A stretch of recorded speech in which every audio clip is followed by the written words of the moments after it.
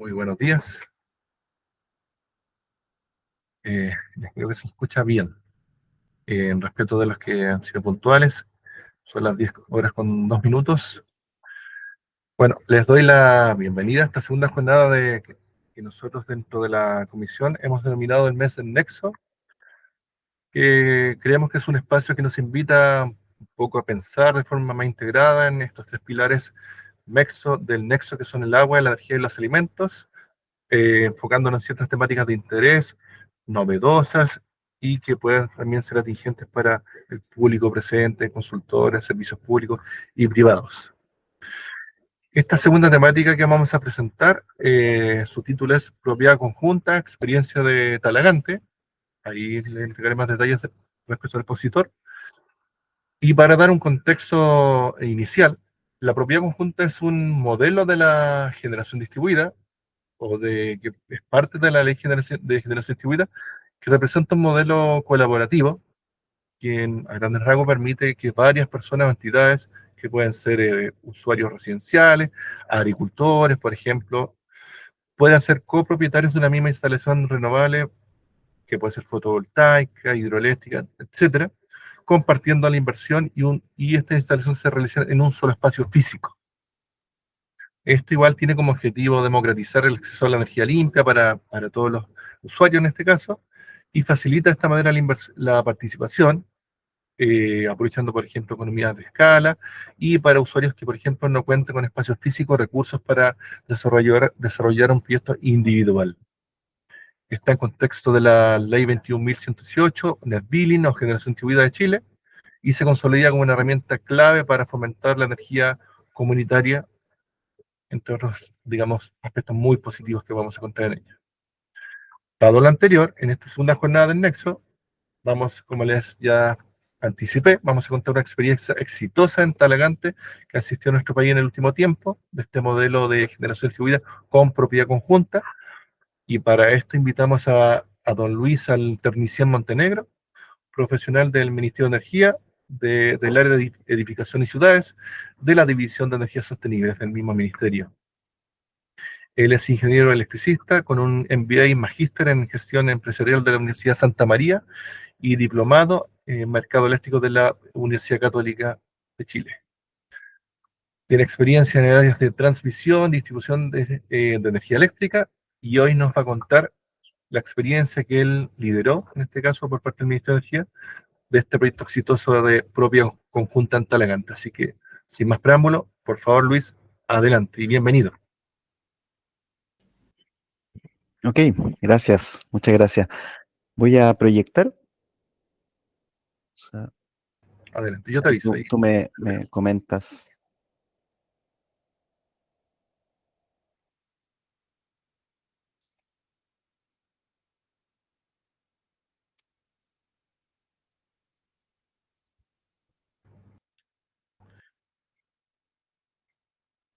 Sí, ahí se ve en pantalla tu presentación, Luis. Ah, perdona, se está viendo tu segunda pantalla, sí. Ah, ya. Ahí sí. ¿Ahí sí? Sí. Ya. Perfecto. Ok, ya. Dame un segundo acá. No sé si Ahora veo estoy. tu escritorio por si acaso. Sí, sí, sí, sí. Em, ya, perfecto. Ok. Ahí creo que estamos, ¿no? Sí, ahí veo tu Ya, pues. presentación. Gracias. Muchas gracias, Gerson. Buenos días a todos y todas. Sí, como comentaba Gerson, voy a presentar este proyecto piloto que se realizó en Talagante. El proyecto piloto de propiedad conjunta, el primero a nivel nacional de 300 kilowatts, que tiene varias características y ahí se las voy a ir comentando a medida que vamos avanzando en la presentación. ¿Ya? A modo de contexto, tenemos, bueno, la ley Net Billing, como comentaba Gerson, ya parte con la ley 20.571 del año 2014, y esta ley de alguna forma regula el derecho a las personas para poder generar su propia energía a través de fuentes renovables o cogeneración eficiente y tener, ¿no es cierto?, una retribución al momento de inyectar la energía a la red. Ya la potencia hasta ese momento era hasta 100 kilowatts de potencia instalada. El año 2018 la ley se perfecciona, pasa a ser la ley 21.118 y su reglamento el decreto 57, donde ya se incorporan dos modalidades, aparte de la generación individual, una generación individual con descuentos remotos y la de equipamiento de generación conjunta, que justamente esta última es la que está relacionada con este proyecto piloto. Y además la potencia de 100 kilowatts se aumenta a 300 kilowatts como capacidad instalada. También a modo de contexto, la generación principalmente fotovoltaica presenta obviamente una radiación, depende de la radiación solar, ¿no es cierto? Y obviamente a menor radiación solar, menos generación y a mayor, más generación. Ya, por lo tanto, va a depender siempre de la curva de la radiación solar de la salida y del aumento, ¿no es cierto?, de la radiación respecto al Sol, ¿no? Y eso genera una curva tipo campana de Gauss, donde hay un momento máximo de radiación que se da a mediodía, al inicio del día una menos radiación y al final del día también menos radiación. Entonces eso produce que al momento de mayor radiación puede que existan inyecciones de energía a la red y eso también va a tener una retribución en un descuento en la boleta de energía de los usuarios. ¿Ok?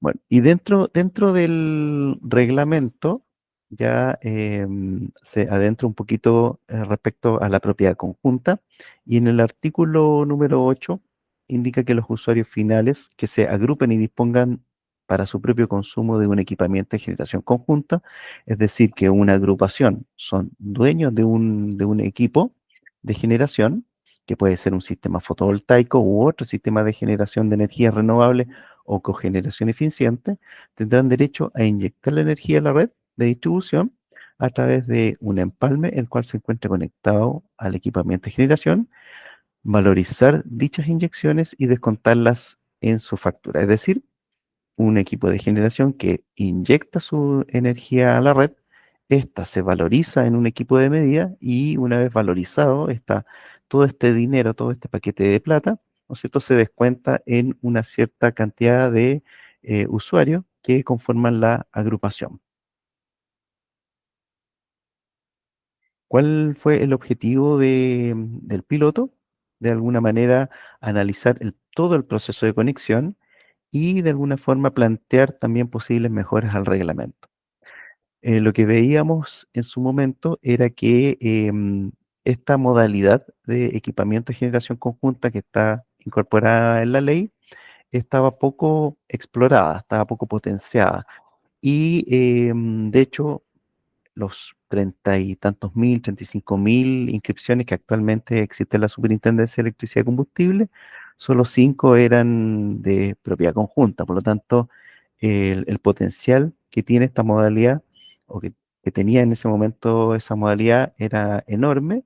Y lo que queríamos saber era por qué no había avanzado, al igual como la generación individual, por ejemplo. Entonces, ese era un objetivo.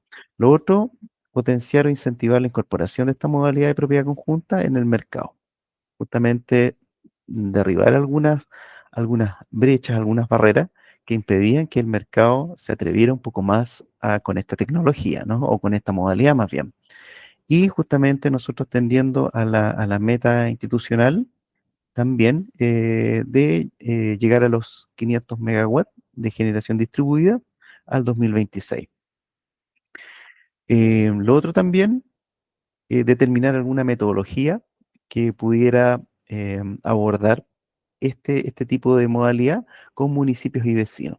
De alguna forma que el municipio se hiciera cargo, ¿no es cierto?, del sistema y que los vecinos pudiesen también recibir un beneficio no sé, personas más con un registro social de hogares más bajo, que tuvieran una cierta condición que los apoyara también con una disminución en sus cuentas de energía eléctrica. Ahora, esta modalidad también sirve para cualquier tipo de agrupación. En el caso de Comisión Nacional de Riego, también sirve para la agrupación, ¿no es cierto?, de canalistas o de lo que ustedes se puedan conformar para poder llevar adelante un proyecto de este tipo. También determinar guías de operación y mantenimiento, revisión de facturación y la modificación del contrato. Aquí es muy importante destacar que se tiene que generar un contrato de propiedad conjunta donde esté esta agrupación y este contrato obviamente la constituye toda esta agrupación y esta agrupación puede que existan algunos usuarios que salgan de este contrato o ingresen, ¿no? Y eso tiene que quedar súper claro al momento de elaborarlo y ver cómo se van a hacer las futuras modificaciones. Aquí hay una imagen del sector de Talagante, un terreno que se dio el municipio para poder desarrollar este piloto, donde ellos se dieron 5.000, 6.000 metros cuadrados aproximadamente para poder instalar este sistema. Como es un proyecto de 300 kilowatts, para poder instalar 300 kilowatts se necesitan al menos 5.000 metros cuadrados.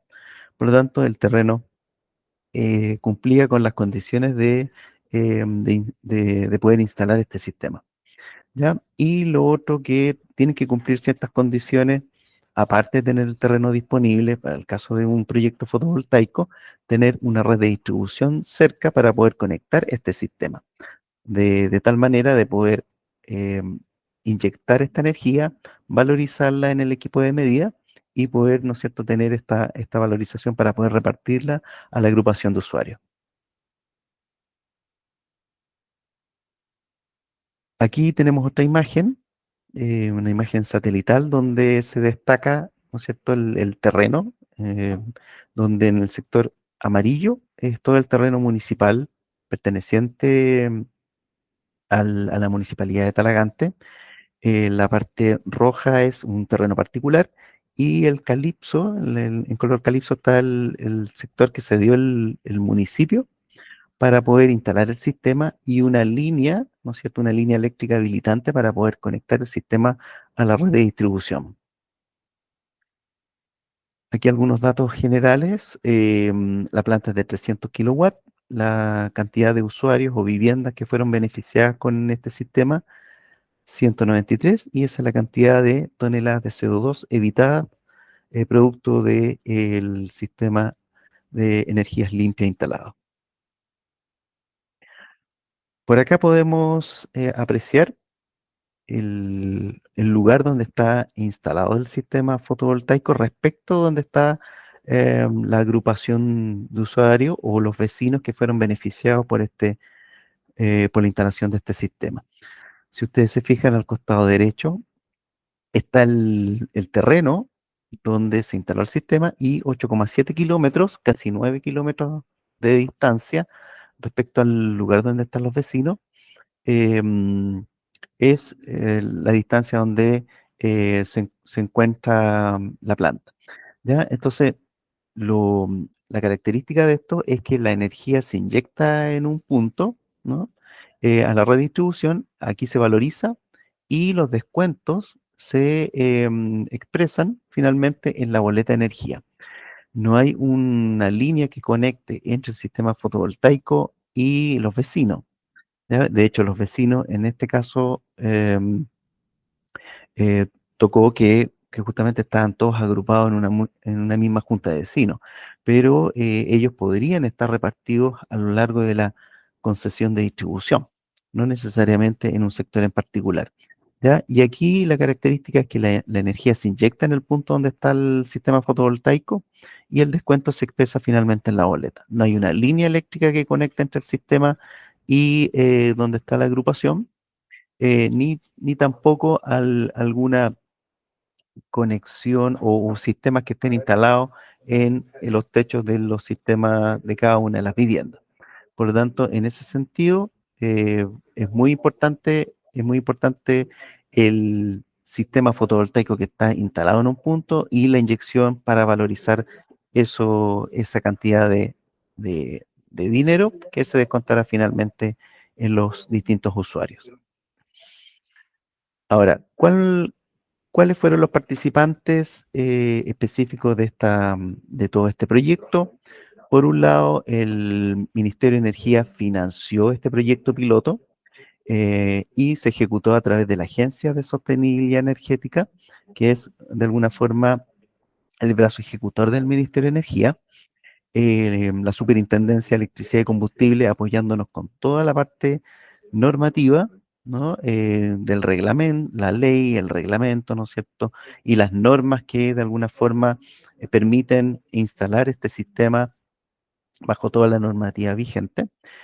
Por otro lado está el municipio de Talagante, ya como participante activo de todo este proceso, y los 193 beneficiarios de la Villa Los Lagos que finalmente se beneficiaron de los descuentos de este sistema instalado en el terreno que les comentaba.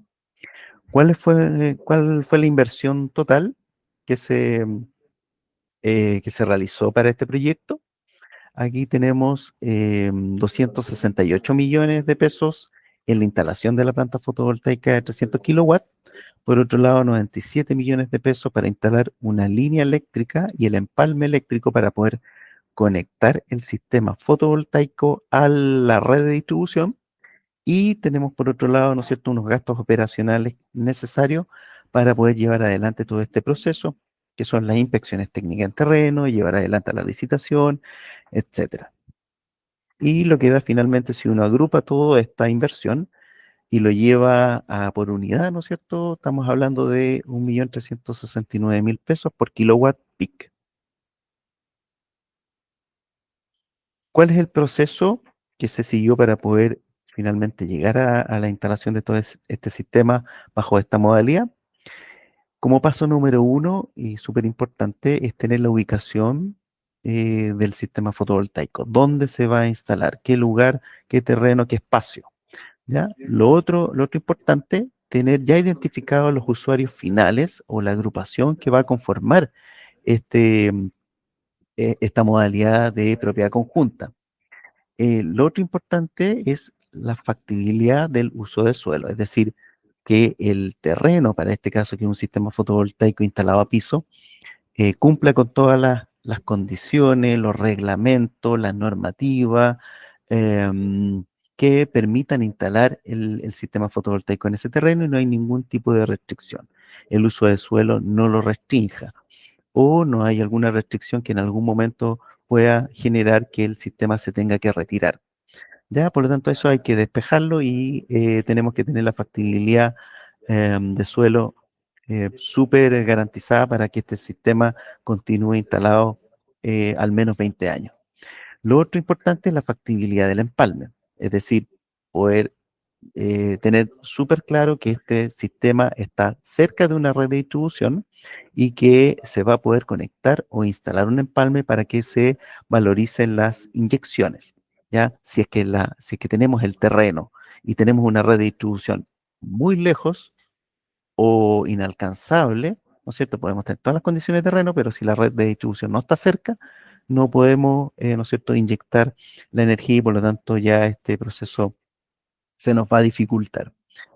Lo otro importante es la factibilidad del sistema fotovoltaico. Es decir, tenemos la red de cerca, tenemos el terreno, pero tenemos que tener también la factibilidad de poder inyectar la energía en la red.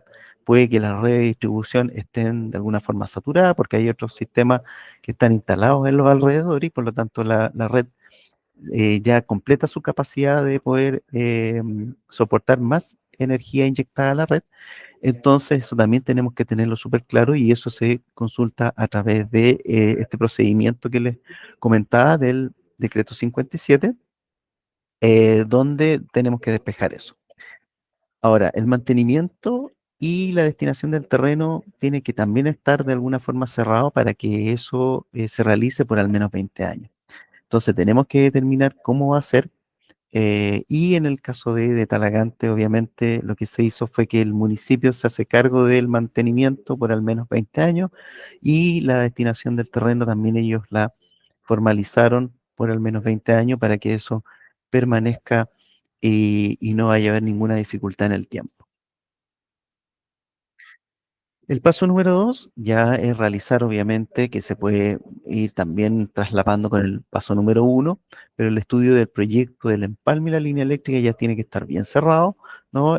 Saber cómo se van a instalar, cómo va a ser, si se van a instalar, ¿no es cierto?, los de un sistema a piso o a techo, sistemas hincados, en fin, dónde se va a instalar la línea, cuántos postes se van a necesitar, de qué características va a ser el empalme, en fin. Todo eso tiene que estar súper claro en este paso ya cerrado para poder pasar después a la etapa de implementación, tanto de la línea del empalme como el sistema fotovoltaico. Lo otro importante es si en el paso anterior ya teníamos identificado los usuarios, ya aquí en este caso hay que seleccionar los beneficiarios, hay que saber quiénes son, que cumplan con todas las condiciones y las características que quiere esta agrupación, y ya tienen el acuerdo de participar con este grupo. Entonces ya con eso definido ya viene la elaboración del contrato de propiedad conjunta. ¿Y por qué hay que tener definidos estos beneficiarios? Porque en el contrato de propiedad conjunta, aparte de todas las cláusulas que hay que indicar de acuerdo a lo que indica el reglamento, se tienen que mencionar cada uno de ellos, es decir, los beneficiarios o los usuarios, ¿no? Tienen que estar identificados en este contrato de propiedad conjunta uno a uno, con su número de cliente, con su nombre, con su RUT y, ¿no es cierto?, el porcentaje que ellos van a percibir de descuento respecto a la energía inyectada.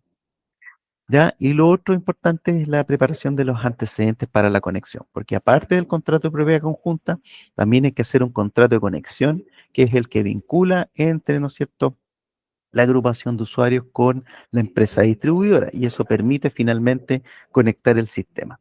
Sin estos documentos, ¿no?, sin el contrato de propiedad conjunta y sin el contrato de conexión, no se puede conectar el sistema. Podemos tener todo instalado, podemos tener la línea, el sistema fotovoltaico, pero si no está el proceso administrativo cerrado, no va a haber conexión y por lo tanto no se va a poder inyectar la energía, valorizar y descontar.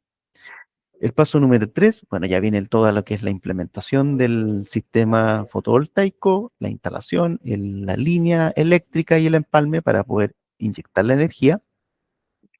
Y obviamente las declaraciones tanto de la instalación interior y la instalación del empalme para la conexión del empalme mismo, ¿no es cierto? El trámite eléctrico número 1 y también lo que es el trámite eléctrico número 4, que es por el lado de la ley Net Billing, de la instalación del sistema fotovoltaico y poder conectarlo a la red de distribución. Y como paso número 4 ya es la conexión, que es una etapa relevante en el proceso. Sin conexión no tenemos inyección y por lo tanto no hay descuento. Entonces es un punto súper relevante. Lo otro importante es verificar los descuentos. Obviamente, una vez conectado al sistema, uno ya puede ver en factura, ¿no es cierto?, que se refleja el descuento tanto de la factura donde está el empalme, donde se encuentra el sistema fotovoltaico, como en la agrupación de usuarios donde no tienen instalado ningún sistema, pero sí se va a reflejar el descuento en su boleta. Muy importante también un manual de operación y mantenimiento, porque este mantenimiento se tiene que realizar periódicamente, porque si no hay mantenimiento, obviamente la producción disminuye, y si la producción disminuye, los descuentos van a ser cada vez menores en cada uno de los usuarios. El seguimiento de la facturación, importante, no solamente verificar los descuentos en la primera boleta factura, sino que hay que ir verificándolo en el tiempo. Entonces se tiene que ir generando un procedimiento entre la agrupación para que vayan chequeando eso y les sea lo más conveniente esta instalación de este sistema. Y lo otro importante es el procedimiento de cambio de contrato, ¿ya? Que si se quieren, como les decía anteriormente, si se quiere incorporar un nuevo usuario, si quiere salir un usuario, en fin, si se da alguna situación, también tiene que quedar súper claro de cómo lo van a hacer. El reglamento indica cómo proceder frente a estos casos. Lo importante es que internamente la agrupación esté súper clara de qué va a ocurrir cuando un usuario quiera plantear algún tema en particular respecto a ingresar o salir. Destaco acá la importancia de la factibilidad, ¿no es cierto?, de la instalación del sistema. Ya es muy importante partir con la factibilidad, despejar que el terreno es factible, que es factible instalar el sistema fotovoltaico, que no hay ninguna restricción para ello, para no construir un sistema que finalmente puede quedar instalado, pero nunca se va a poner en servicio. Bueno, la preparación de los antecedentes para la conexión, muy relevante, y la conexión.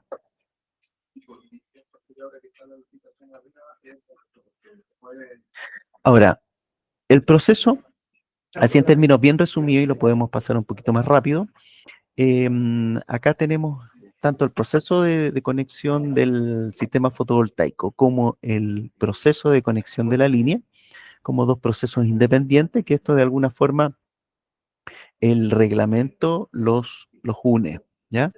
Entonces, muy importante que al momento de solicitar la conexión a la red del sistema fotovoltaico, el poder simple que se le otorga al instalador para que haga los trámites tiene que ser de al menos dos integrantes de la agrupación. Eso es súper importante y está en el artículo 11 del decreto 57 del 2020. ¿Ya? Y lo otro importante es que al momento de solicitar la solicitud de conexión a la red, que es la factibilidad por el lado del sistema fotovoltaico, debe adjuntarse una nómina preliminar de los copropietarios o de la agrupación. ¿Ya? Son al menos dos. Entonces, ojalá en este punto ya hay que tener súper claro cuál va a ser parte de la agrupación, cuáles van a ser los integrantes, pero si no se tiene claro, al menos tener un par de usuarios o un listado preliminar que puede cambiar finalmente al momento de la conexión, pero la idea es que ahí ya se tenga muy claro quién es la agrupación que va a ser parte de este contrato de propiedad conjunta.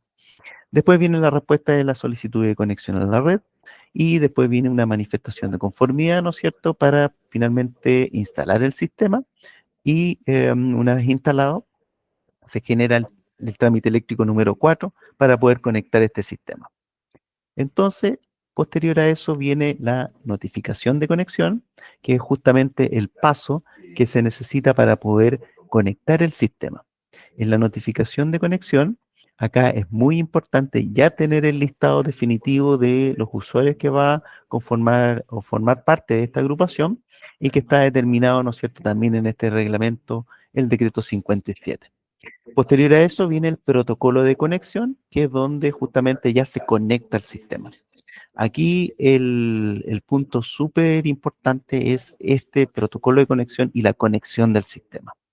Podemos haber hecho todo el proceso hasta el T4 o notificación de conexión incluso, pero si no pasamos al protocolo de conexión, todo el proceso o no vamos a tener el paso de la inyección de la energía y por lo tanto los descuentos, ¿ya? Así que es muy relevante. Lo otro importante destacar es la instalación del empalme.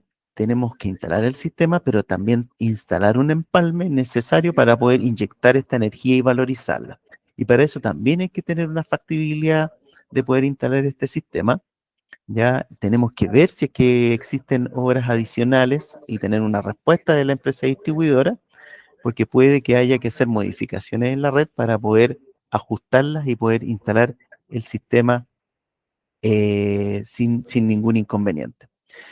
Posterior a eso viene la instalación del empalme eléctrico con su respectivo trámite eléctrico número 1, que es el trámite eléctrico para instalación interior. Y posterior a esto viene la solicitud de conexión y la conexión de el empalme. Ya, si ustedes se fijan, por un lado tenemos un proceso de la conexión del sistema fotovoltaico, por el otro lado tenemos el proceso de la instalación de un empalme, que son los dos elementos importantísimos en este proceso, porque sin el empalme no se puede valorizar la energía que se incorporó en el proceso que está más arriba de la instalación del sistema fotovoltaico. ¿Ya? Y aquí es muy importante que el 2 de marzo del año 2023, la Superintendencia de Electricidad y Combustible emite un oficio circular el 16.12.65, donde aclara actividades asociadas a la conexión de equipamiento de generación de propiedad conjunta en aquellos casos en que el empalme tenga una potencia conectada menor al sistema fotovoltaico.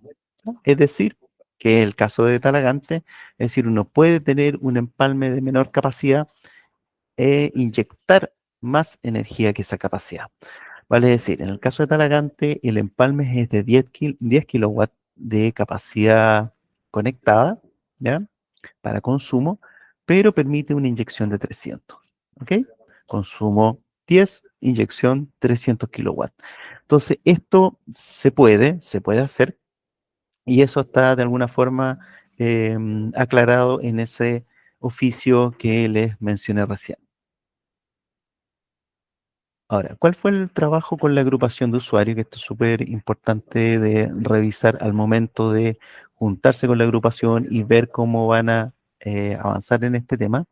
Y para el caso de Talagante fue determinar la agrupación de usuarios y tener algunos criterios de focalización.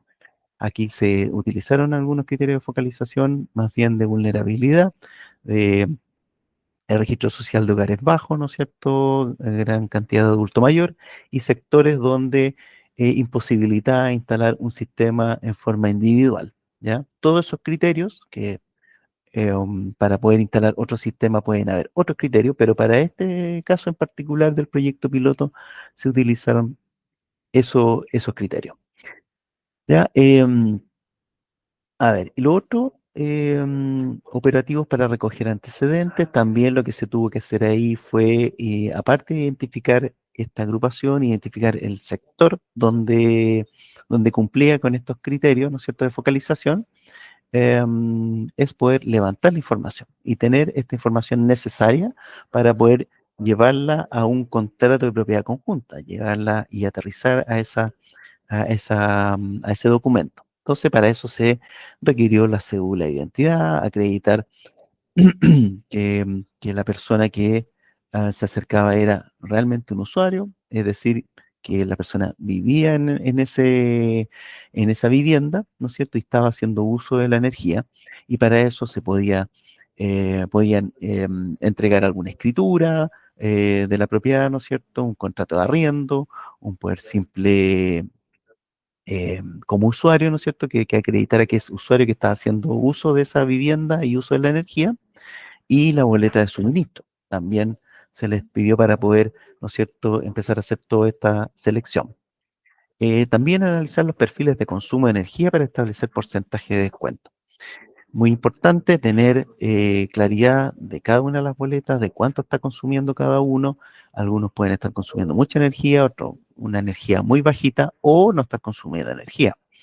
Entonces, en algunos casos que nos tocó ver en Talagante, casos que no tenían consumo durante un largo periodo de tiempo, entonces se hicieron distintas visitas a terreno para saber en qué condiciones estaban los empalmes, y en algunos casos estaban desconectados, retirados, y no sacábamos nada con incorporarlos dentro de este contrato de propiedad conjunta si el descuento finalmente no se iba a aprovechar por el usuario.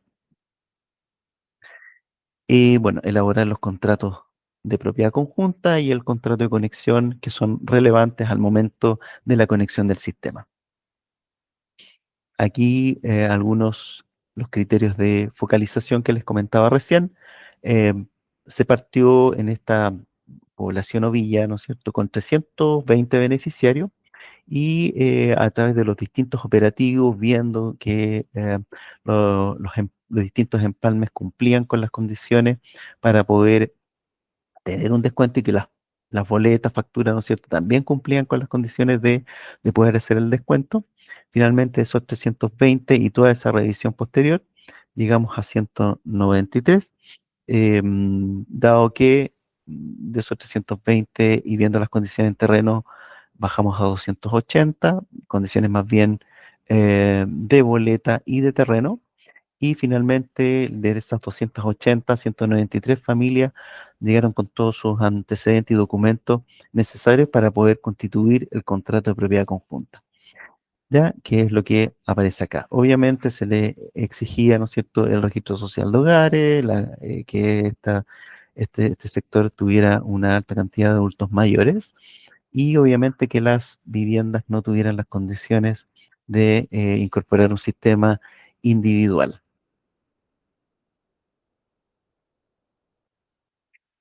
Ahora, para poder elaborar este contrato de propiedad conjunta que está indicado en el artículo 10 del decreto 57 del reglamento Net Milling, obviamente hubo que hacer reuniones con la junta de vecinos, juntarse con las personas, pedirle la documentación y finalmente esas distintos usuarios, distintos vecinos, tuvimos que chequear la información para poder avanzar a las siguientes etapas.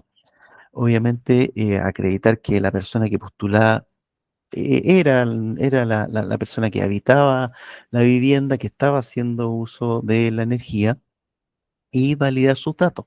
Validar sus datos respecto, ¿no es cierto?, de la boleta con respecto a la persona que estaba presentando su documentación.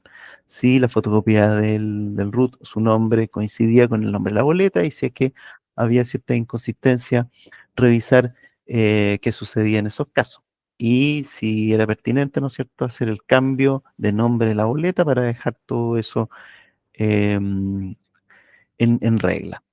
Y obviamente en esa regularización de información poder tener claridad que tanto la persona que presentaba los antecedentes como la boleta, como el contrato de propiedad conjunta y el contrato de conexión tenían una información trazable, ¿ya? Es decir, tanto la boleta y la persona que postulaba iba a ser la que se incorporaba en el contrato de conexión y en el contrato de propiedad conjunta. Ahora, ¿cómo se determinó el porcentaje de descuento que iba a tener cada uno de los usuarios? Si ustedes se fijan acá, acá tenemos un gráfico que representa la facturación anual de los beneficiarios y donde se ordenaron la facturación de mayor a menor, desde el primer usuario hasta el 193. Entonces, algunos usuarios, los que están más hacia el lado izquierdo, presentan facturaciones anuales sobre el 1,5 millones, ¿no es cierto? Sobre el 1 millón de pesos, pero rápidamente esta curva baja y vemos que el promedio más o menos paga anualmente alrededor de 300 o 400.000 pesos. ¿Ya? Entonces, la idea era poder determinar un porcentaje que representara el descuento de esta agrupación. Podría ser un porcentaje diferenciado o podría ser un porcentaje, ¿no es cierto?, igualitario para todos. Diferenciado en el sentido que los que consumían más poner un mayor porcentaje, los que consumían menos, menor porcentaje. Pero eso podía traer algunos problemas, ¿no es cierto?, internos respecto a beneficiar más a unos por sobre otros y por lo tanto lo que se determinó en conjunto con el municipio es entregar un porcentaje único, ¿ya? Y se los voy a indicar en la slide siguiente. Entonces ahí donde lo que se hizo fue un porcentaje que beneficiara a la mayor cantidad, que al menos el 50 o 60% de todos los usuarios quedara pagando cerca de 0 pesos en mensuales y el resto un porcentaje menor. Entonces acá podemos revisar este porcentaje. Entonces acá tenemos los 193 usuarios que pertenecen a la población, también, o a la vía, ¿no es cierto?, los lagos. Tenemos también un usuario donde está instalado el empalme, donde está instalada la planta fotovoltaica, y tenemos también un empalme que se incluyó de parte de la municipalidad, donde, ¿no es cierto?, se van a generar descuentos importantes que sirven para justificar la operación y mantenimiento en el largo plazo. ¿Ya? Entonces, son 193 más un usuario donde está instalado la planta, más un usuario, ¿no es cierto?, municipal, por lo tanto son 195 usuarios en total, los que conforman esta agrupación. Entonces, para el porcentaje de descuento de cada uno de los usuarios de la población se determinó como 0,45 por 193, tenemos 86,85%, Tenemos el 0,2% para el empalme donde está instalado la planta fotovoltaica y un 12,95% en la municipalidad, en el empalme de la municipalidad, lo cual constituye un 100%.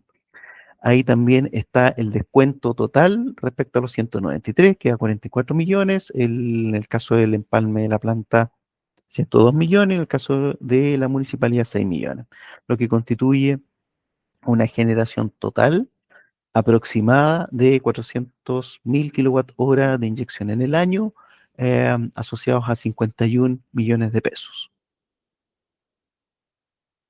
La configuración de la planta desde el punto de vista eléctrico, cómo está de derecha a izquierda, está instalado el sistema fotovoltaico, ¿no es cierto? Asociado a todos sus tableros que se inyectan a través de un transformador que eleva el voltaje, ¿no es cierto?, de 380 volts a 12.000.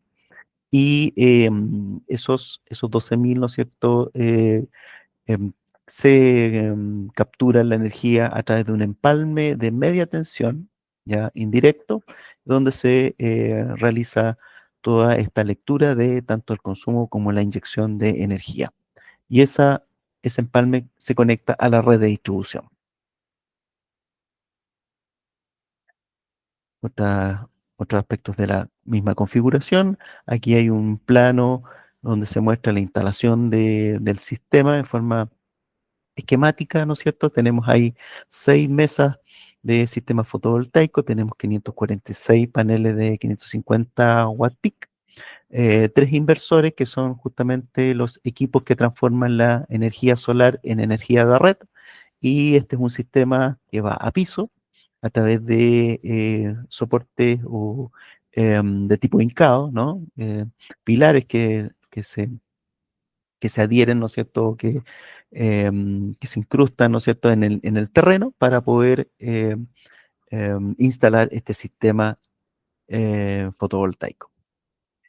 Aquí hay otra foto respecto a la parte constructiva, el avance, cómo fueron montándose esta estructura, cómo se instalaron los sistemas encima de esta estructura, todas las partes de las canalizaciones subterráneas que lleva tanto la energía de los sistemas fotovoltaicos a los equipos, tanto inversores como tableros de distribución, y también las canalizaciones hacia la red de distribución.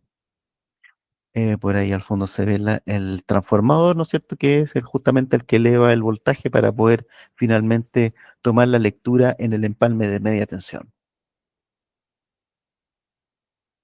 donde está instalado el equipo de medida de media tensión, ¿no es cierto?, y los equipos de protección respectivos.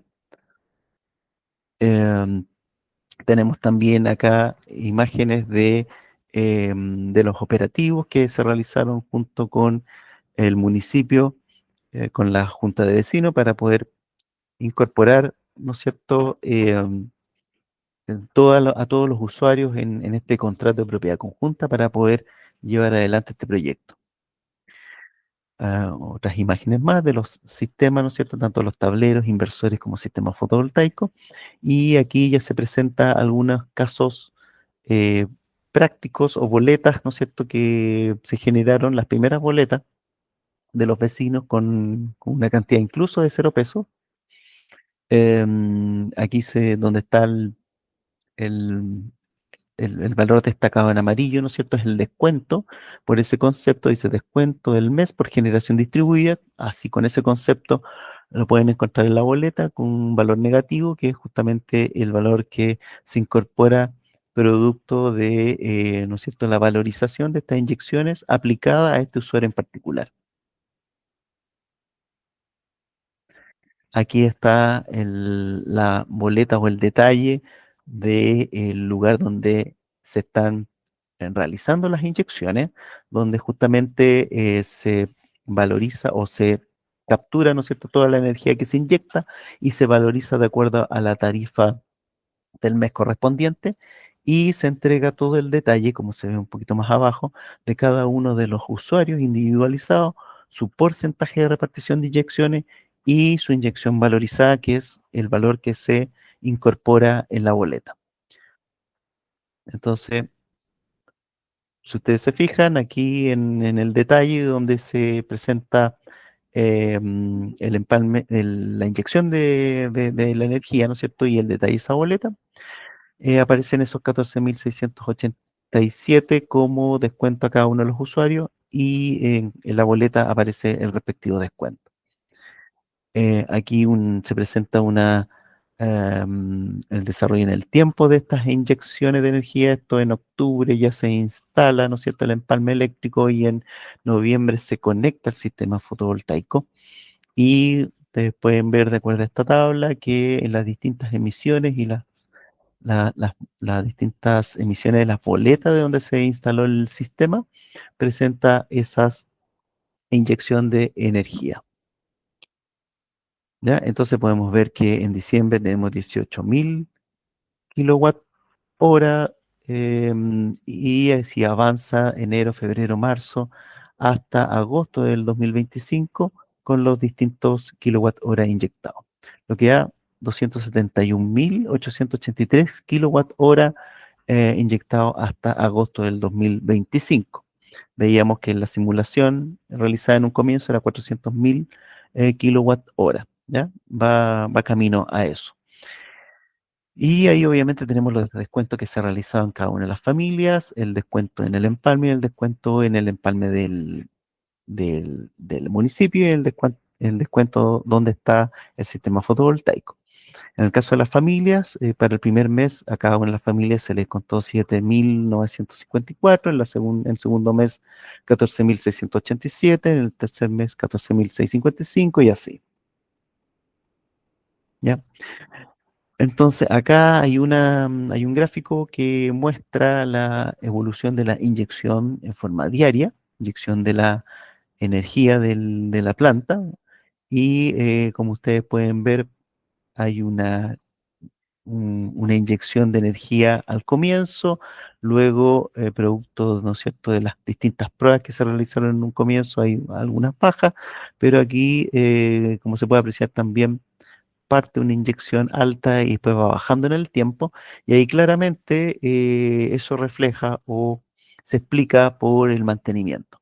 ¿Ya? Obviamente el mantenimiento es una parte crucial de estos sistemas, se ensucian y por lo tanto al ensuciarse producen menos, y al producir menos esa producción se traduce en menos descuento. Entonces ese es un tema súper relevante que hay que considerar al momento de instalar estos sistemas para poder garantizar que la inyección y el descuento va a ser lo más alto posible o hay que tratar de maximizarlo. Entonces aquí ustedes pueden ver también cómo se refleja en el lado izquierdo un sistema que no había tenido mantenimiento versus el del costado derecho después de su primer mantenimiento y donde un sistema sin mantenimiento redujo su producción a la mitad. Entonces, ¿cuáles son las principales conclusiones de este proyecto piloto? Que es posible instalar un sistema bajo una agrupación de usuarios, bajo la modalidad de propiedad conjunta, tanto en distintas figuras de usuarios, como en este caso que es un municipio y vecinos. También cuando existe un terreno disponible y una red cerca, también existe la potencialidad de tener un equipamiento de generación de propiedad conjunta. Importante, terreno, importante, una red de distribución. Si la red no está cerca, aunque tengamos todo el espacio disponible, no van a estar garantizada la instalación del empalme que conecta a la red de distribución, estas inyecciones. Por lo tanto, esa es una fórmula súper importante de cumplir. Lo otro, considerar que como punto inicial siempre tenemos que tener la factibilidad del terreno de suministro eléctrico y la factibilidad del sistema fotovoltaico. Si no se cumple este triángulo de condiciones, muy complejo avanzar en el proceso. Por lo tanto, terreno y factibilidad de poder instalar el empalme y el sistema fotovoltaico garantiza el éxito del proyecto. Lo otro importante es que se trabajó, ¿no es cierto?, con tres líneas de trabajo una por el lado de la construcción del sistema fotovoltaico, la otra con un empalme en la línea, es decir, se trabajó con una licitación en forma independiente para construir el sistema fotovoltaico, otra licitación independiente para construir la línea y todo el resto con un proceso administrativo independiente. La idea es que obviamente avanzar o que el mercado avance a tener estructuras que permitan llevar adelante estas tres líneas de trabajo a través de licitación y una compra que una empresa sea capaz de entregar esa solución por completo. Lo otro importante, considerar las autorizaciones para utilizar el terreno para este fin y obviamente en los distintos casos son distintas figuras, pero para este caso se pide que a través del Consejo Municipal haya una manifestación de poder entregar este terreno y que también el mantenimiento se pueda realizar por al menos una cierta cantidad de tiempo, 20, 25 años, ahí depende obviamente cómo se converse con la institución correspondiente. Y obviamente el contrato de propiedad conjunta es un documento clave de este proceso y requiere de un equipo de profesionales que lo pueda ver en detalle, ¿ya? Como es un contrato que tiene cláusulas que están bien definidas en el reglamento y donde va a incorporar información de cada uno de los usuarios, siempre es importante que lo vea tanto personas administrativas o abogados, ¿no es cierto?, que dejen bien armadito este contrato de propiedad conjunta porque es el que entrega las bases para poder finalmente conectar este sistema. Si este contrato no está, no, el sistema no se puede conectar ni llevar adelante. Y además que este contrato de propiedad conjunta genera el lazo de esta agrupación, ¿ya? El principio rector de cómo se van a relacionar y cómo se van a generar los descuentos. Por lo tanto, tener un acuerdo entre esta agrupación va a generar finalmente los descuentos acordados en esta agrupación. Así que eso, muchas gracias. Muchas gracias, Luis, por tu tiempo y el conocimiento y exponer esta excelente experiencia que de mi parte aprecio que contaste bastantes detalles, bien práctico en los resultados que has tenido, de hecho boletas, así que me gustó la presentación. Eh, bueno, primero llamar, bueno, no he visto ninguna consulta, pero creo que hay ciertos como problemas para que la gente interactúe con el Meet, con nosotros me están comentando por interno. Se puede ocupar el espacio también de preguntas, que no es el chat, y ahí pueden también escribirla, en caso de cualquier problema. Ya, perfecto. Sí, sí, quedo atento. Quedo atento. Antes, Bastián, yo te quería hacer una consulta, Luis. Entiendo que, bueno, primero, ¿quién se encargó del proceso de llamado de los beneficiarios? Fue la municipalidad, ¿cierto? Por lo que entendí. ¿Cómo? ¿Quién, Si quién, me hizo, puede. Ujú. quién hizo el llamado para los ciento y tantas personas que participaron? ¿Fue directamente la municipalidad? Claro, ahí hubo un proceso donde hubo una alta participación del municipio. El municipio de alguna forma vio una focalización, de acuerdo a conversaciones también que se tuvo con el ministerio, que esto obviamente tenía una visión, desde acá el ministerio se dio como la visión, ¿no es cierto? Una visión social, llegar a personas con registro social de hogares bajos, y el municipio obviamente focalizó y buscó de acuerdo a esas características. Registro social, hogares bajos, adulto mayor, un lugar donde tuvieran bastantes dificultades para pagar su cuenta de energía. Entonces ahí donde se buscó la focalización y llegamos a ese sector, ya que es la población de Los Lagos o Villa Los Lagos. Y con eso ya después nos incorporamos nosotros haciendo distintos operativos, levantando información, levantando a los distintos vecinos, haciendo las visitas y obviamente con bastante información que entregó el municipio de acuerdo a los catastros que ellos tienen del trabajo con los vecinos. ¿Ya? Por lo tanto, se podría decir que fue un trabajo conjunto. Nosotros de alguna forma o desde acá se dieron los lineamientos para que fuera una visión social, ¿no? También el municipio compartía eso y obviamente ellos focalizaron en el sector y después ya focalizando el sector hicimos un trabajo más de terreno para llegar a los 193. Perfecto, Luis. Aprovecho. Ujú. Es una duda que me quedó que creo que puede importar a todos. Bueno, eran ciento, bueno, Cien- ciento y tantos. 193. Bueno, vi que la parte como, no sé si engorrosa, pero la parte que hay que tener la mayor resguardo es el contrato de copropiedad conjunta. Ese contrato, ¿qué tan modificable es? ¿Qué periodicidad pudiese modificarse pensando que el día de mañana la misma municipalidad o diferentes actores quieren integrar o quitar más gente por ese motivo? ¿Y quién lo hace, en verdad? Claro. Sí, ese es un contrato, claro, es un contrato entre los usuarios. Ya es un contrato que lo arman todos los usuarios y acuerdan los porcentajes tanto de propiedad de la planta como los porcentajes, ¿no es cierto?, de descuentos que se van a acordar entre las partes. Entonces, ese contrato ya hay varios que lo han realizado, tiene una base en el reglamento, o sea, en el reglamento, el decreto 57, aparecen claramente los puntos que tienen que estar mencionados en este contrato de propiedad conjunta, y ya yo diría que hay varios modelos circulando que se pueden tomar y que ya no está tan difícil generar un contrato. Ahora, súper importante es que tiene que estar individualizado cada uno de los usuarios. Por lo tanto, tiene que estar la información de ellos, tiene que estar el número de cliente y tiene que estar sus datos, ¿no es cierto? Root, nombre, etcétera. Eh, lo importante es que todos estén de acuerdo en un inicio de los porcentajes y de la cantidad de usuarios que va a pertenecer a, a esta agrupación. ¿Ya? Esto nace también como normativa de estos usuarios que son dueños de una planta, por lo tanto puede ser que en el caso de esta figura el financiamiento vino del Ministerio de Energía, pero en el caso, por ejemplo, de una figura distinta, como por ejemplo de ustedes, que puede venir de una agrupación que compren o adquieran este bien mueble, ¿no es cierto?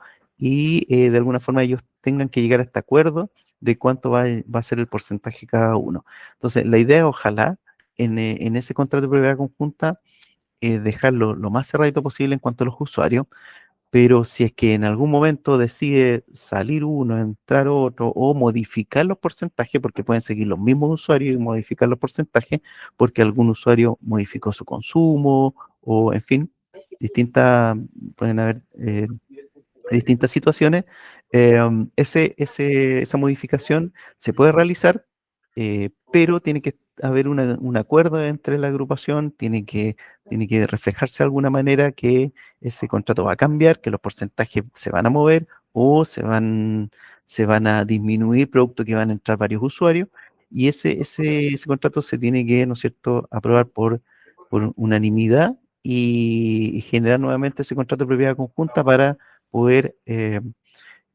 llevarlo o hacerle la solicitud a la empresa distribuidora para hacer esta modificación, ¿ya? Y con un nuevo contrato de conexión para que se reflejen estos nuevos porcentajes.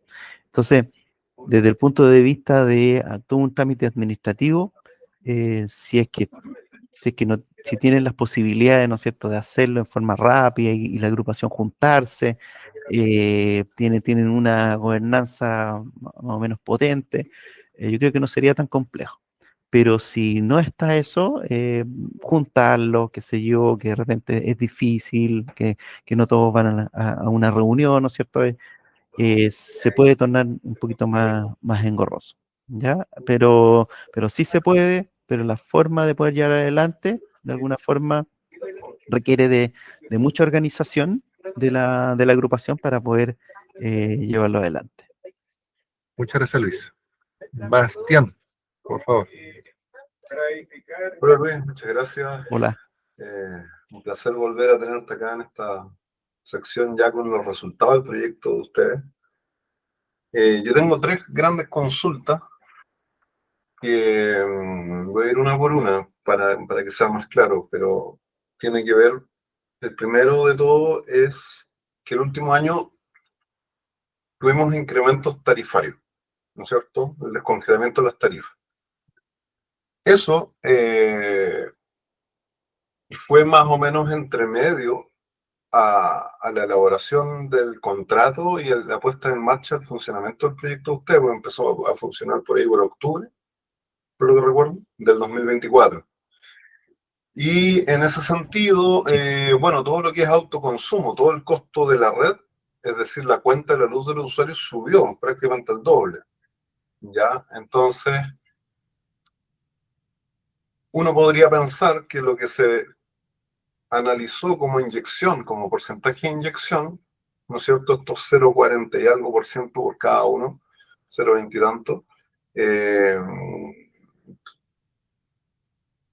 Voy a hacer la pregunta al revés. ¿Cómo aseguraron de que la cuenta iba a mantener cercano a cero o a cero, considerando que tenemos esto que se duplicó la cuenta de la luz y que la propiedad conjunta, en este caso, 100% inyección? Entiendo que, para los que no saben, el precio de la inyección se mantuvo más o menos ahí. No creció a la par de lo que fue la cuenta de facturación. Entonces, basado en esa pregunta, ¿qué podrían esperar a futuro? Eh, ¿Podrían ir subiendo las cuentas de la luz a pesar del beneficio de la inyección de esto? ¿Y cómo lo abordaron en el momento de la modelación? Claro, sí, sí. Efectivamente, la valorización se hizo antes del descongelamiento. Y claro, puede presentar ciertas diferencias. Em, a ver, por un lado, lo que se hizo fue, de alguna forma, estudiar la facturación que se tenía en ese momento de los usuarios y entregar un porcentaje que tratara de beneficiar al máximo posible. ¿Ya? Y ese porcentaje igual hay que revisarlo bien para poder maximizar el beneficio. Y sí, efectivamente estamos en esa revisión. Tenemos que ver, por un lado, el mantenimiento, que le pega fuerte también el tema de la inyección y la valorización, y también tenemos las alzas. Por el lado de las alzas, claro, la facturación aumenta, el, el, la valorización, ¿no es cierto?, de las inyecciones también debería aumentar.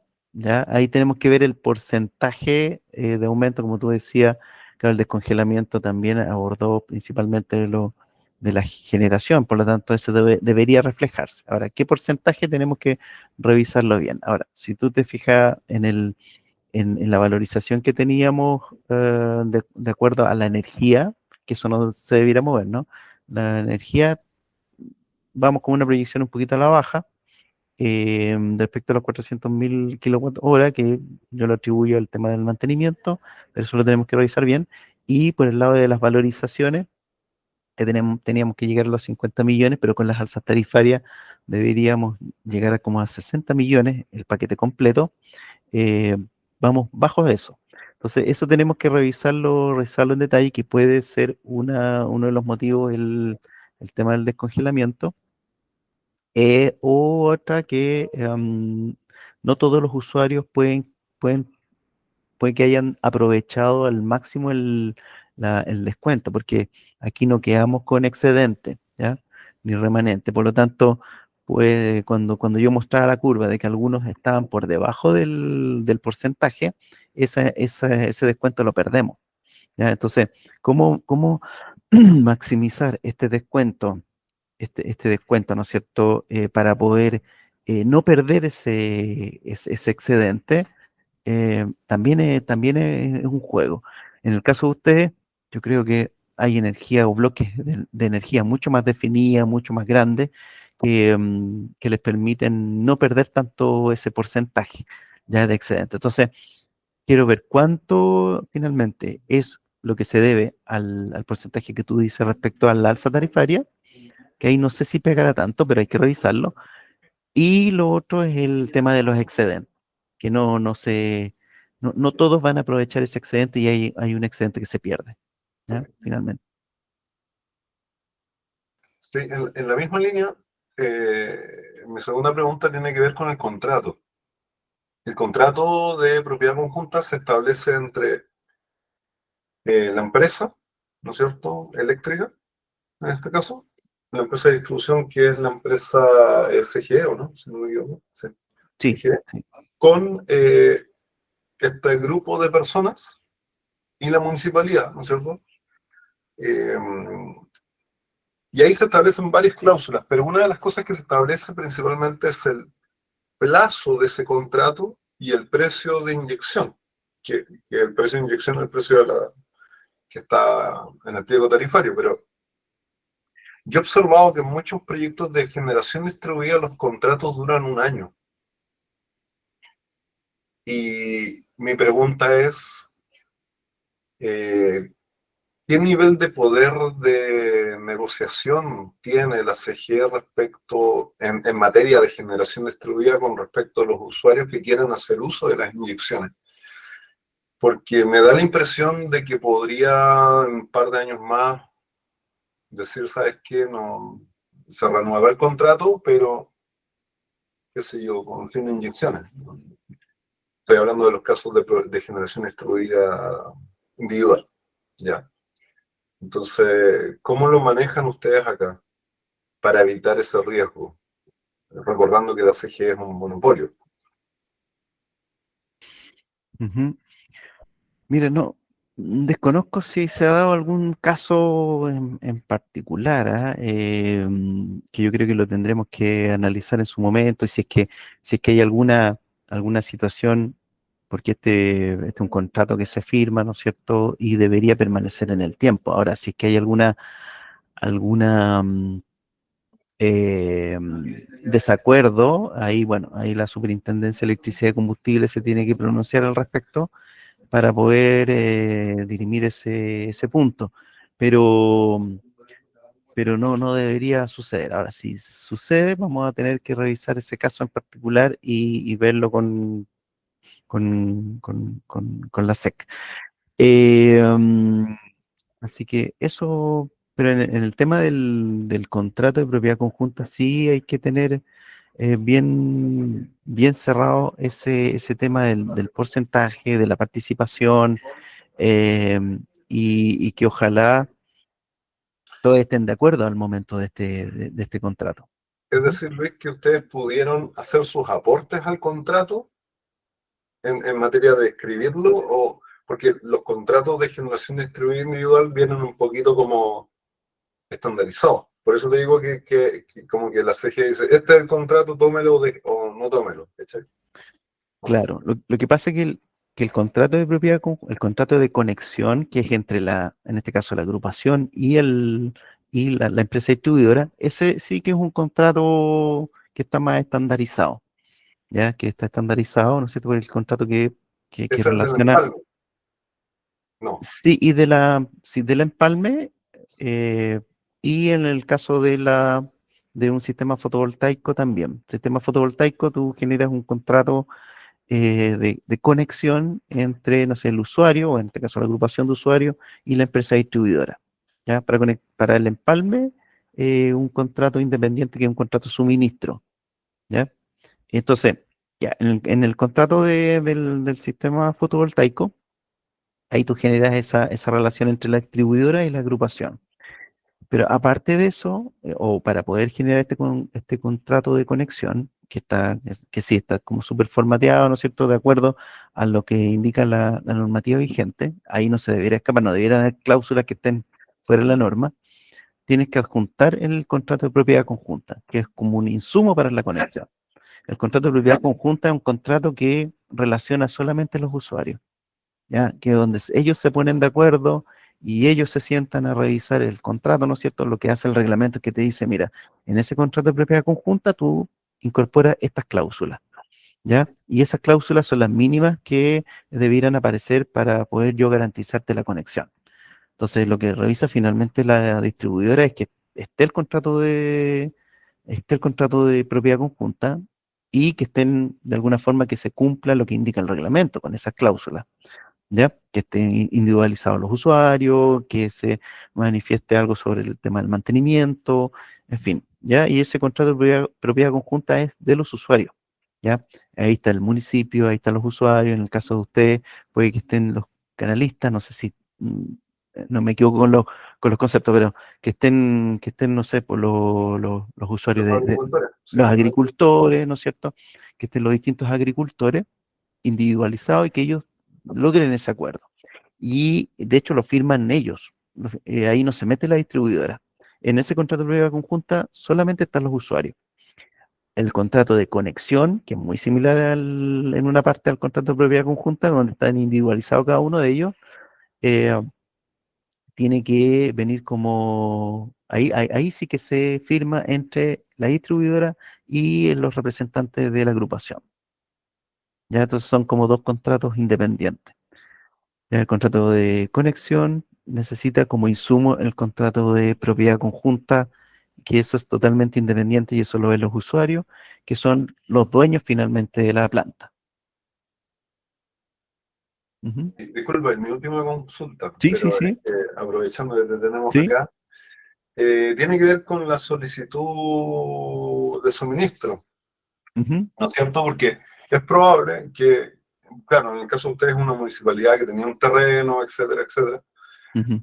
pero estoy yéndome al campo donde podría haber una agrupación de indígenas, asociación de usuarios de agua, agricultores en general, que van a tener probablemente un consumo individualizado, es decir, una tarifa BT1, AT4.3, probablemente, pero tienen el espacio para poner un parque un poquito más grande y de esta manera hacer un proyecto de propiedad conjunta para repartir ese beneficio entre los miembros de esta asociación, ¿no es cierto?, estos otros agricultores. Eh, entonces, supongamos, quiere instalar algo de unos 100 kilowatts, necesariamente, si es que tiene una tarifa AT o BT1, necesariamente va a requerir un nuevo empalme, ¿sí? Por la capacidad que va a inyectar. Entonces, al solicitar ese nuevo empalme, ¿qué posibilidad hay de que te lo niegue la empresa distribuidora eléctrica? ¿Es posible que te lo niegue? Y si te lo Ujú. otorga, ¿a qué tarifa eléctrica va? Porque ahí va a estar conectado y va a estar asociado a una tarifa eléctrica. ¿Cómo es el caso de ustedes ahí?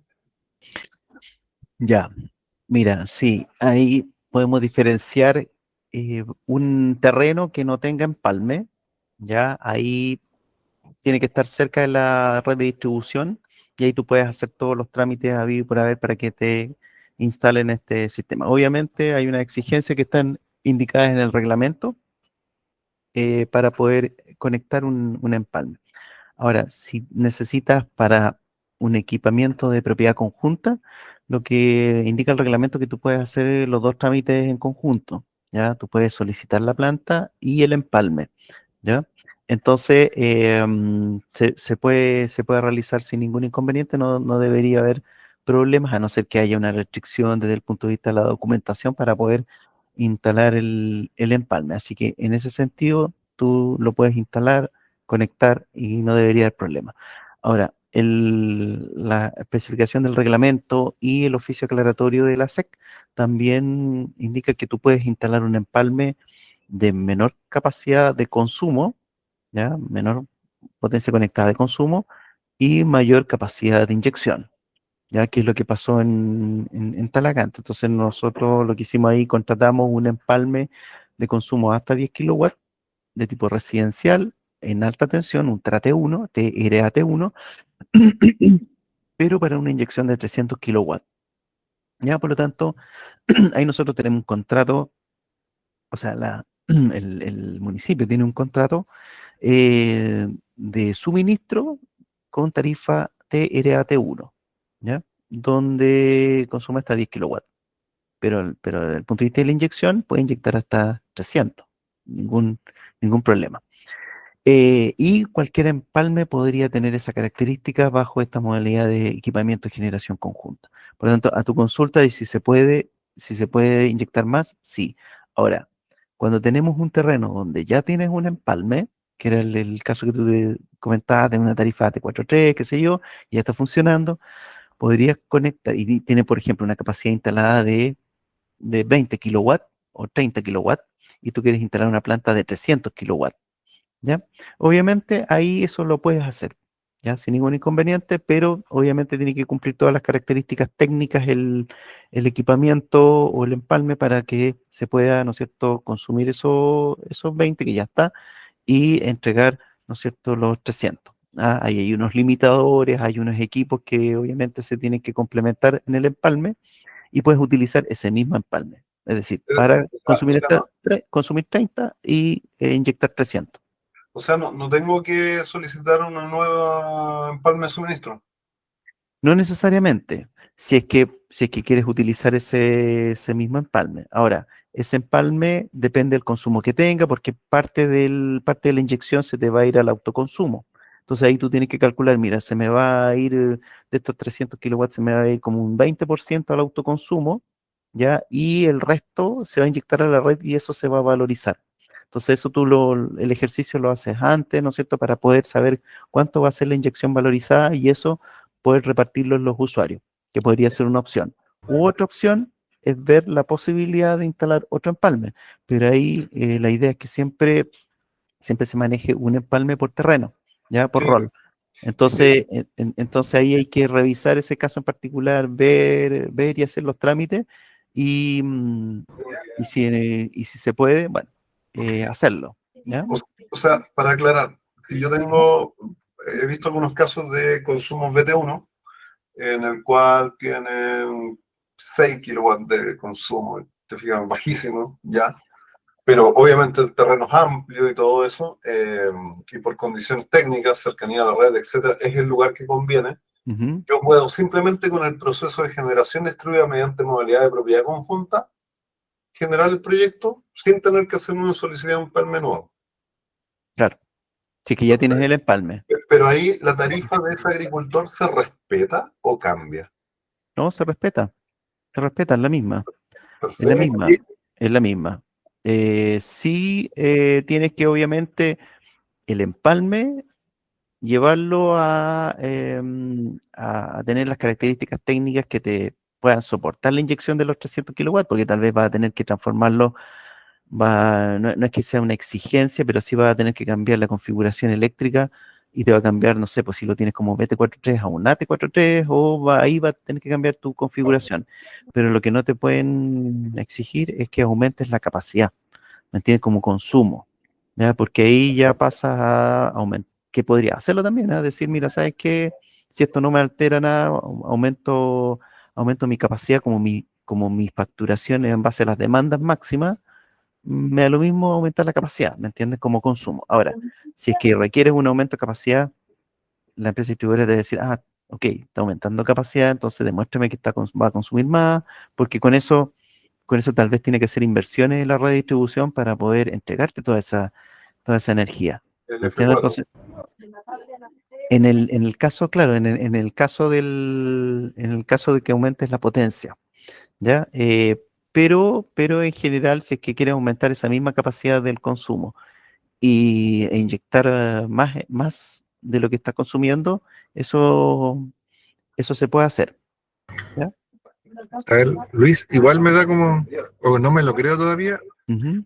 ser un BT1, pero que pueda inyectar 300 kilos, como que BT1 tarifa de baja tensión, no sé. Claro, pero es que en ese caso, por ejemplo, en Talagante, lo que tuvimos que hacer fue, claro, por un tema de capacidad y de inyección, tuvo que ser la BT1 en alta tensión, que es la TRAT1, ¿ya? Entonces, en ese caso, tiene que ser de esa característica. Desde el punto de vista de un BT1, por un tema de capacidad técnica, no te va a dar, no te va a dar. Entonces ahí ya viene, por eso viene el análisis técnico respectivo para saber cuál es la mejor configuración. Por eso le decía a Bastián que tal vez si es que tienen una configuración en baja tensión y quieren instalar un E300, lo más probable es que tengan que pasarlo a alta tensión. Pero ahí ya viene un estudio que hay que realizar y depende de la planta que quieran instalar también. Ya si va a ser una de 80, 100 kilos, pueden mantener la misma configuración en baja tensión. ¿Mm? Ahí, Sí, ahí me da ahí hay más que hacer el, sentido. hay que hacer el análisis. Sí. Eso de que no haya más de un empalme en un rol, yo en la práctica igual lo he visto en el campo, Sí, no, sí se como da. que, como que, Se da, se da. Sí, hay alguna, hay algunas excepciones que se toman en cuenta para poder dar más de un empalme en el rol. Eh, pero en estricto rigor debería ser uno por rol. Ahora, claro, si es que hay una gran empresa y hay una caseta de guardia, ¿no es cierto?, que quieren suministrar un empalme BT1, pues hay que ver si yo creo que cumpliría con las características de poder instalarlo, pero eso obviamente hay que hacer el proceso para poder revisar la pertinencia o no. sí, de hecho lo que he visto que se ha hecho en Santiago, fíjate, es que casas que son antiguas, con harto terreno, que empiezan a dividirla internamente para armar, no sé. Hoy en día las posibilidades de que la gente migre a tener su propia casa cada vez son más difíciles, así que sitios grandes empiezan a dividirlo, y lo que igual se ha estado haciendo es que en la misma casa se están generando más de un empalme para independizar a las familias dentro del mismo terreno, por eso como que Claro, eso me llama la atención de hecho, porque claro, o sea, depende el caso y se da, o sea, entonces hay que ir viendo caso a caso y se podría dar, claro. Y de hecho, con el tema, yo creo que a futuro la electromovilidad también, tal vez se va a necesitar un empalme específico para poder conectar, ¿no es cierto?, el enchufe al sistema, al vehículo. ¿Mm? Aparte del empalme de la vivienda, ¿ya? Que debería haber como una independencia ahí. Pero bueno, eso ya depende caso a caso y hay que revisarlo en particular. ¿Mm? eh, Pero lo importante es que en el empalme que se instale en el terreno puede instalarse el sistema y se puede inyectar energía a través de él. perfecto. Mm.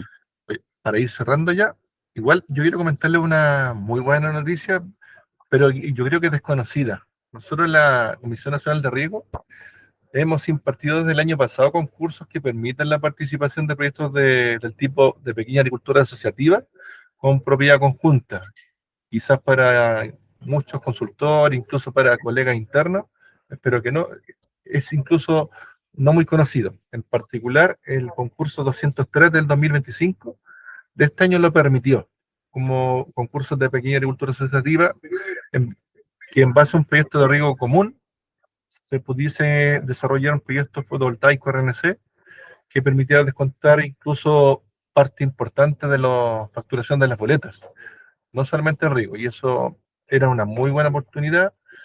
Y bueno, el concurso, digamos, cerró el 12 de agosto de este año, pero igual nosotros esperamos que el otro año esto se mantenga, así que también los invito a todos a que, primero con todo lo que hizo Luis, muy importante porque dio a conocer y a clarificar muchas cosas de esta modalidad de la generación distribuida, con sus ventajas, etcétera, y también sus detalles, que siempre los detalles uno va quedando las consultas. Así que los invito a tomar este conocimiento y durante los próximos años estar atentos al calendario de concursos, porque bueno, yo tengo totales expectativas de que esto siga, que crezca y esperamos recibir esos proyectos de la mejor manera posible. Así que de mi parte me despido, le despido a todos, a ti Luis, muchas gracias por tu, bueno, segundo año consecutivo que contamos con tu presencia, muy agradecido, así que ya empieza a agendarte el próximo, no sé, aún falta para un año más, No hay problema. pero estamos en conversaciones, así que gracias a Encantado. todos, Bastián, Pablo, mis colegas también, que tengan un buen día, Ah, y a Gerson, todos Bastián, muchas gracias. tengan un excelente día, los oyentes que se quedaron hasta el final, sobre todo, muchas gracias. Lo esperamos para el próximo martes. Próximo martes, de hecho, antes que se vayan, tenemos el espacio con la SEC, que les va a contar todas las novedades, los cambios regulatorios del ORGR que aplican a los sistemas con RNC. Y por supuesto pueden afectar a los proyectos que se desarrollan en el marco de la CNR. Así que muchas gracias. Nos estamos viendo. Gracias, que estén bien. Chao. Adiós. Chao.